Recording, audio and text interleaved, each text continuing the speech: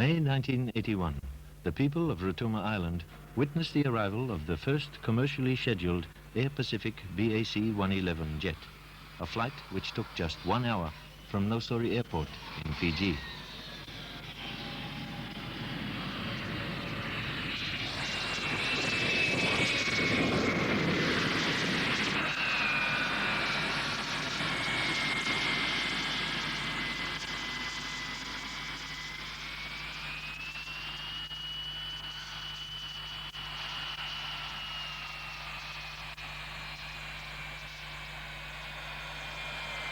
This 1,500-meter airstrip was built at a cost of $1.2 million on an area acquired by the Fiji government from landowners in the district of Malhaha. As the island is volcanic in origin, all rock materials for the strip were available locally, and combining expertise from Fiji with the Rotuman workforce resulted in an all-weather surface of sufficient strength and length to accommodate the modern BAC-111 jet.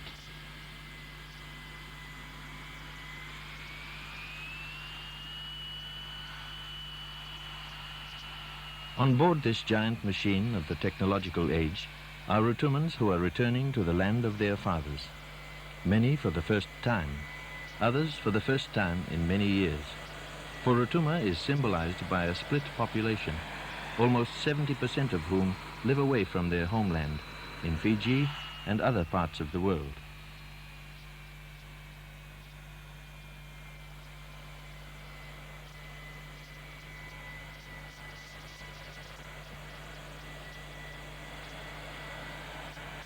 For the residents of the island, this is a great moment, to be marked by many mamasa, the family ceremony of welcome and feasting, a traditional part of Rotuman culture. One of the first to disembark is Captain Kava Conrote, Air Pacific's first local captain, who is also returning to his homeland after many years in Fiji and abroad. He is welcomed by his sister and his father, who is Rotuma's district officer. For everyone, this is a time of happiness, and one must be a Rotuman to truly appreciate the feeling of returning to this small island. There is no shortage of helpers to unload the luggage and variety of gifts which have arrived with the visitors, who all know that when they leave the island again, that they will take many gifts away with them. For it is customary in Rotuma to give generously to those who leave. The gifts are usually in the form of handicrafts or agricultural produce, sent out by the ton with each departing vessel.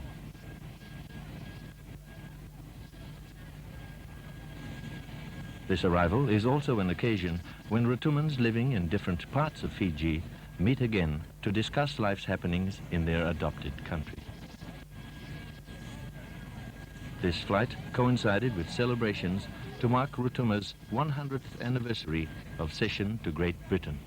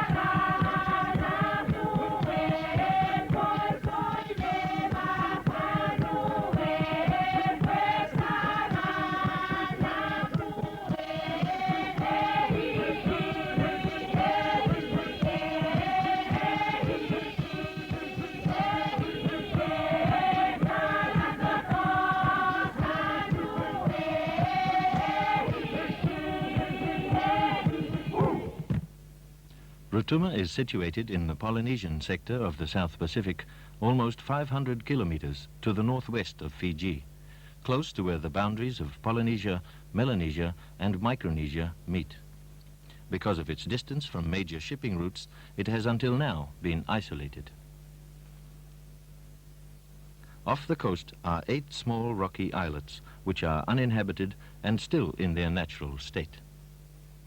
The main island, which is surrounded by a fringing reef, is 14.5 kilometers long by about 4.8 kilometers at its widest part. It has a land area of 49.2 square kilometers and is divided into 7 districts. Aho, in the district of Itutiu, is the center of government administration. The Fiji government administrator at Aho is the district officer who, through the Ministry of Fijian Affairs and Rural Development, forms part of an important liaison with the people. He is responsible for all government records, including the registration of births, deaths, and marriages, coordinates development programs, and is the local magistrate. The only communication link with the outside world is via a radio telephone system located at the post office, which also serves as a savings bank. As there is no internal telephone system, people must travel to the government station to contact relatives, friends, or business associates in Fiji. As the Rotuman crime rate is low and crimes usually petty, there are only 2 police officers on the island. The police station comprises offices, a small cell, and staff quarters.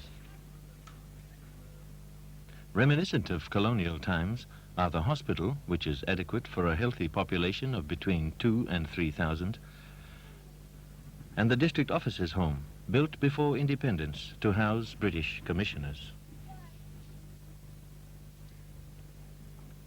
Although Rotuma is administered by Fiji, there is a council which controls the island's affairs.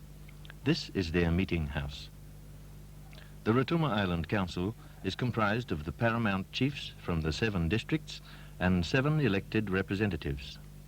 The district officer is secretary and advisor. In front of the meeting house is a memorial listing the district chiefs since session 100 years ago.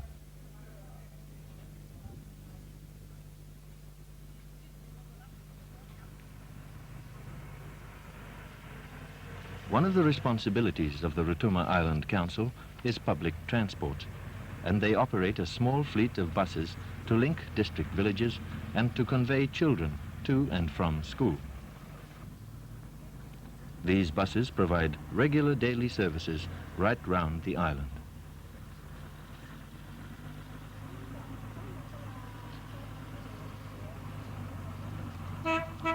The government also provides transportation to help in the areas of health, agriculture, administration, and public works, and there are about 30 privately owned or cooperative vehicles.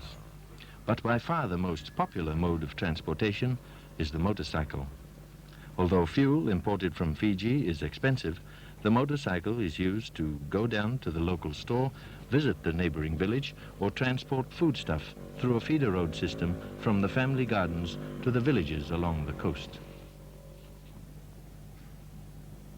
In years gone by, the traditional village houses, or riota, were of thatched palm leaves over a wooden frame. This one was recently built by a retired church minister for a beach house.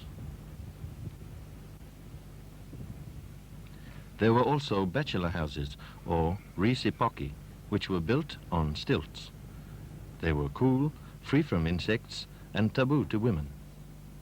During the festive period, bachelors could rest in the risipoki without disturbance. To ensure strength, the stilts were made from a timber called hoe, which actually takes root and grows.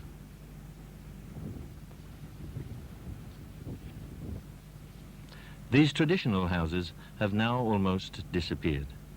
They were superseded by houses called rihofu, made of reef limestone, with thick walls reinforced by volcanic rock.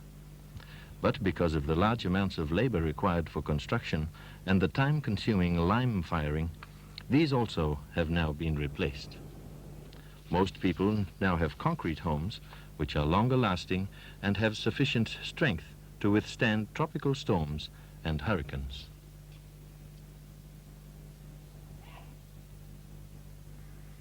Associated with the village houses are food-bearing trees such as coconut, breadfruit, pawpaw, mango, and banana.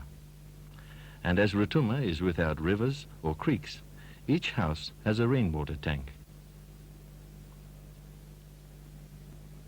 Close by are other useful plants, such as the saanga or pandanus, which is used by women to weave mats for the home, and the fine white mat are pei for ceremonial presentations.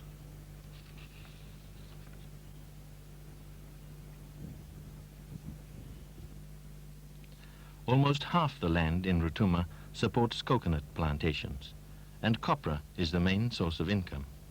But although life is traditional, it's not quite like waiting for the coconuts to fall. Cutting copra is hard work.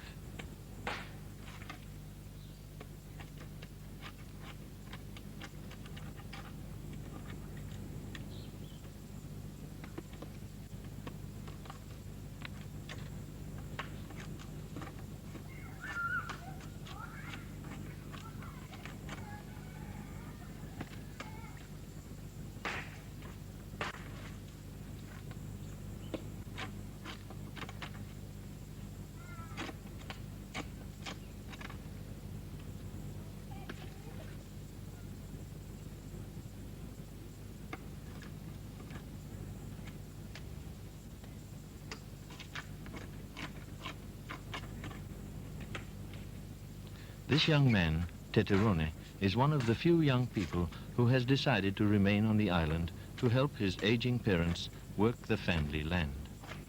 The copra which he cuts will be sold to the Rotuma Cooperative Association, the largest of two cooperatives who pay their members in cash for green copra. It is then transported from the inland groves to these special fire-heated dryers, which are stoked up and will burn all night if necessary. When ready, the copra is bagged and stored at the cooperative to await shipping to Fiji. Land is at a premium in Rotuma, and to accompany each house site in the village is a bush gardening site. Allocation is controlled by a complex traditional land tenure system. To ensure traditional benefits to successive generations, land cannot be sold to outsiders. In these garden plots, the men produce root crops, fruit, and other vegetables in large quantities. To date, the considerable excesses have not been exported commercially because of shipping difficulties. The soil in these garden plots is rich in humus and unusually fertile. The annual agriculture show gives testimony to this richness.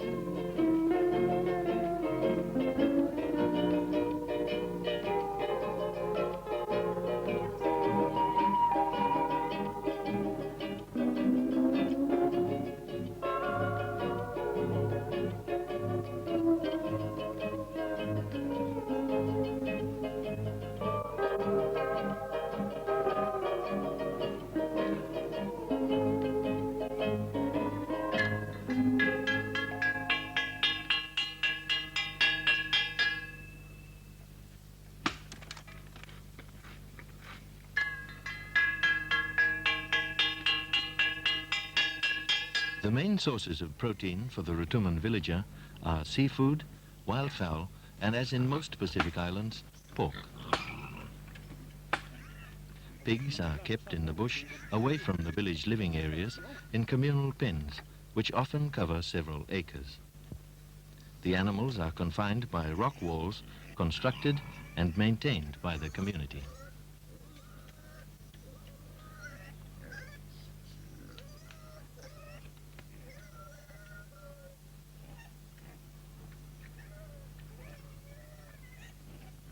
Pigs roasted in the koua, or earth oven, are an important part of traditional feasts, and all important occasions are accompanied by the preparation of pork, root crops, and other Pacific-style foods for presentation to the special guests and visitors. The Session Centenary celebrations provided an opportunity to observe these formal presentations. On occasions such as this, food is prepared by the ton, and everyone present is catered for and welcome.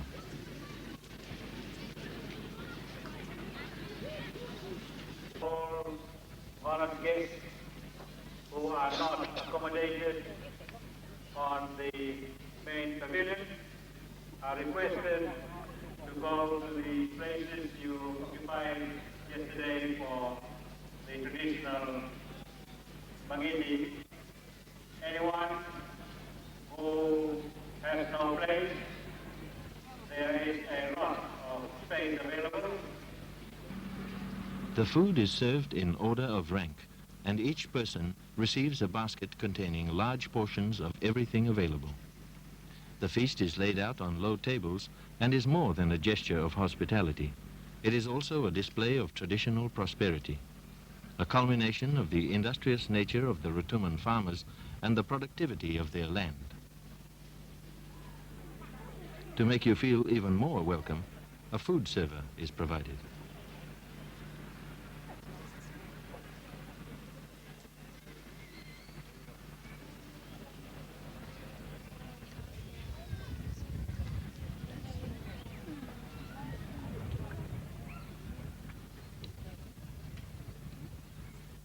Rotuma is famous for its large, juicy oranges, a resource which has not been seriously tapped commercially.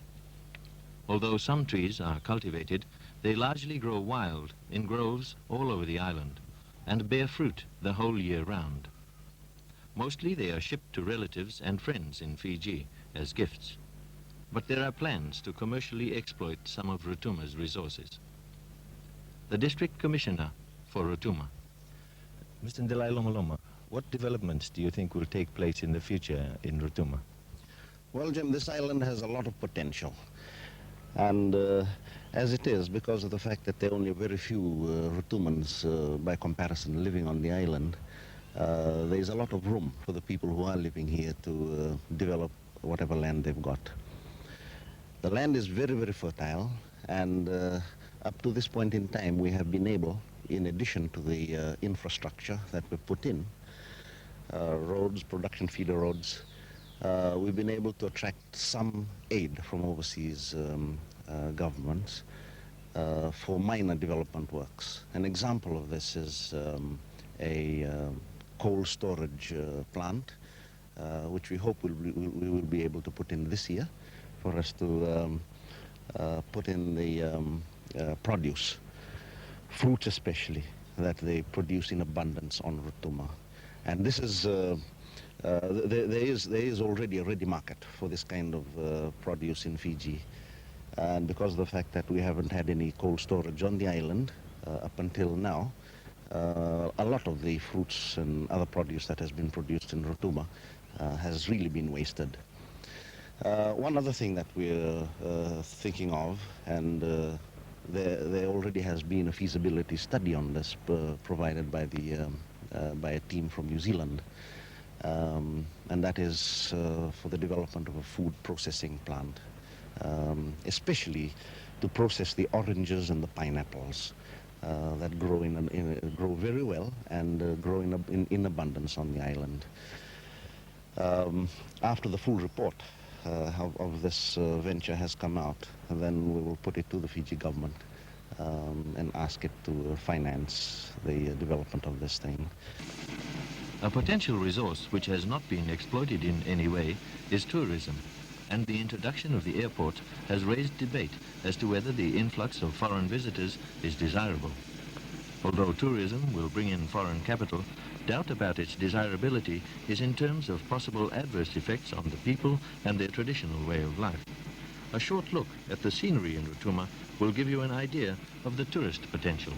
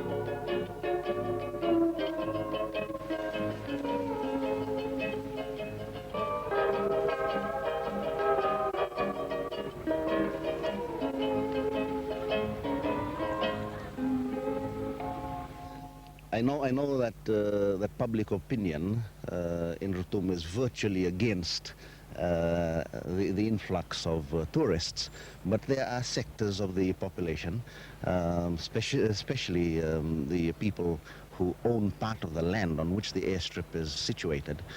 They already have made plans to build little mures on land that they own, close by the sea, close to the airstrip, for people to come and live in. And I'm sure that this is a development I'm sure that nobody will be able to stop. Despite opposition, it will come. But I think the Rotumans are sufficiently well geared to be able to control it if there is any need for control in the future. Well, what effects do you think tourism will have on the people here and their way of life? Well, I hope it doesn't make too many inroads into their traditional system of doing things. In the whole of my division, in the Eastern Division, I have found that Rotuma is the only island in which traditional controls are the strongest. They are sensible traditional controls, to the extent that there is no need for a resident magistrate to try cases because things that do happen here, if there's any crime, they're not frequent, and they're very small things which the district officer can himself handle. I like the idea where the chief of each district still has the ears of the people belonging to that particular district. Are there any plans for electricity and water supplies? Yes, well, as far as water supply is concerned, this had been a problem in Rotuma up until now. But the Fiji government's geological survey team have been working here for the last 2 years or so. And we've been able to find underground water. And as a result of this, they've bored 3 boreholes. And these boreholes have the potential of providing many thousands of gallons of water a minute. The first borehole, which is very close to the government station here, has been tapped. And we've got a team of water supply people who are in the process of putting in pipes.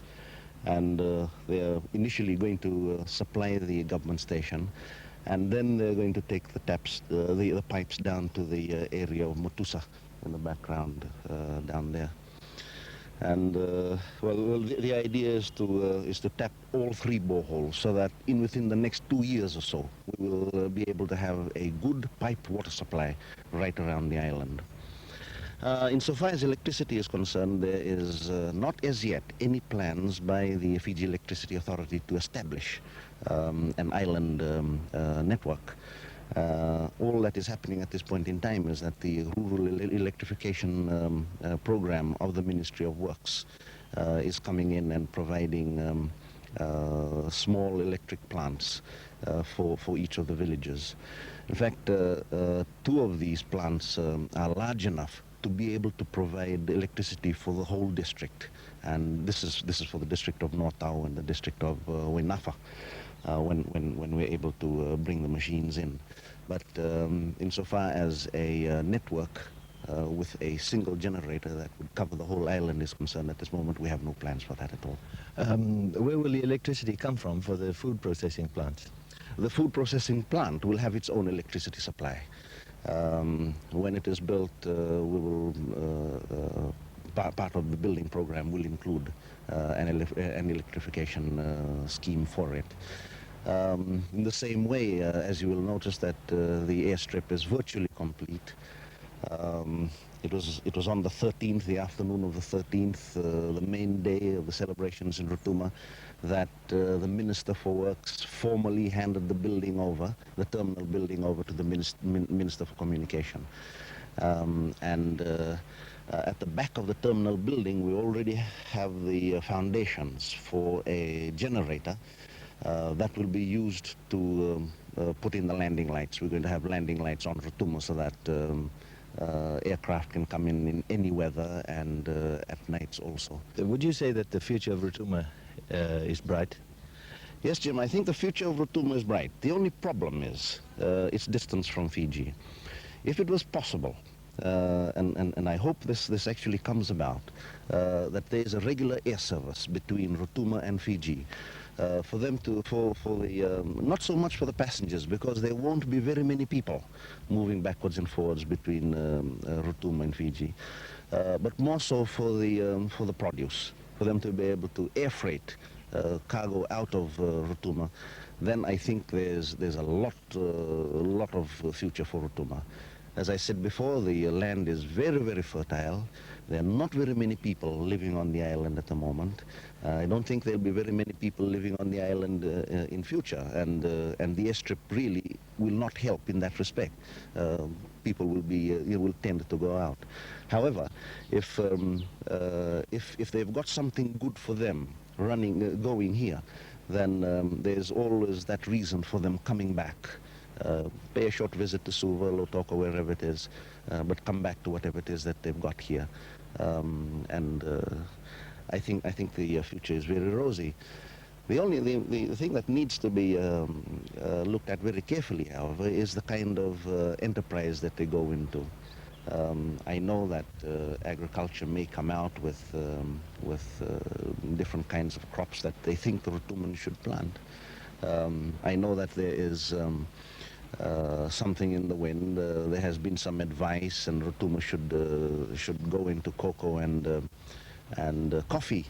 Now, this worries me a great deal because coffee and cocoa, just like copra, the prices of these things are determined not from inside our own country, but from outside. And all you need is for a big country like Brazil to flood the market with cocoa and coffee and whatever it is that they plant, and the prices of these things go down. We wouldn't have any choice there, really. Whoever it is, if that comes in and does the feasibility study for development of the land here, should be very, very sensitive about the kind of things that are grown outside. You know that insofar as our sugar and our copra is concerned, the world doesn't need it.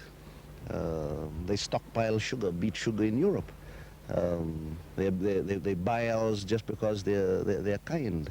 But you see, this could also lead to some kind of a blackmail situation by these bigger countries. You know, we will buy your sugar on the condition that, you know, and they lay the conditions down.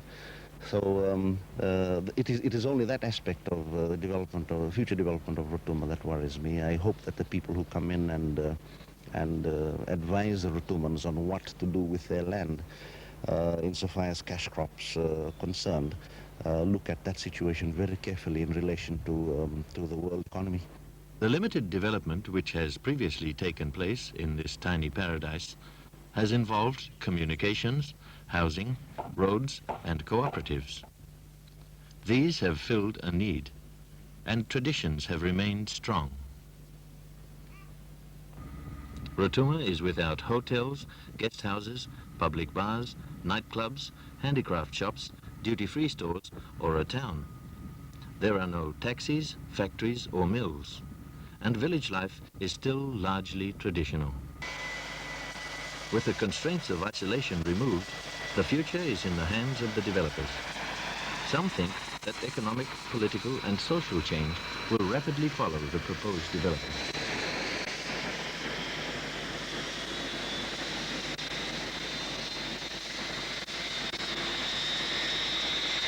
One can only speculate about the future. But will these developments stem the outflow of people who leave in search of education and employment? Will the people lose their traditional base and convert to a money-based society? Will foreign visitors be sensitive to traditional life patterns? What effects will catering for tourists have on the residents?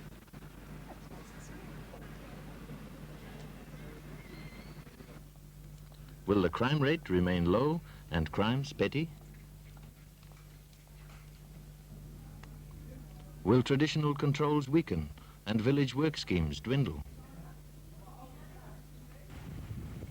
Will the crystal clear waters and white sandy beaches remain without pollution? Will the young people look forward to a better life? These questions and others will be answered in the future after the events which occur in the wake of modern developments in Rotuma, the last paradise.